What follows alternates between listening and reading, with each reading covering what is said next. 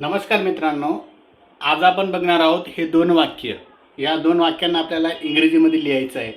चला तर मग ते कसं लिहायचं आहे तुम्हाला सांगतोय. पहा बघा मित्रांनो, काय करायचं आहे, प्रत्येक शब्दाला काय करायचं आहे, नंबरिंग द्यायचं. म्हणजे तो अक्षर कधी लिहायचं आहे त्यानुसार आपल्याला नंबर लिहायचे आहे.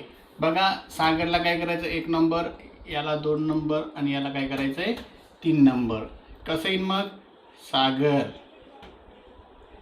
दुसरा आहे खेळतो, म्हणजेच काय, प्लेज. नंतर आहे क्रिकेट.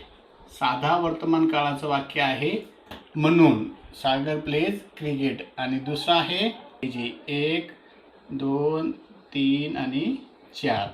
कसं येईल बघा, सागर. आता वाक्य कोणतं आहे, प्रेझेंट कंटिन्यू टेन्सचं आहे, चालू वर्तमान काळाचं वाक्य, म्हणून काय येईल, इज. Sagar is. नंतर आहे काय आहे, खेळणे. खेळण्याला काय म्हणतात, प्ले, आणि त्याला ING प्रत्यय आलेला आहे. सागर इज प्लेइंग क्रिकेट.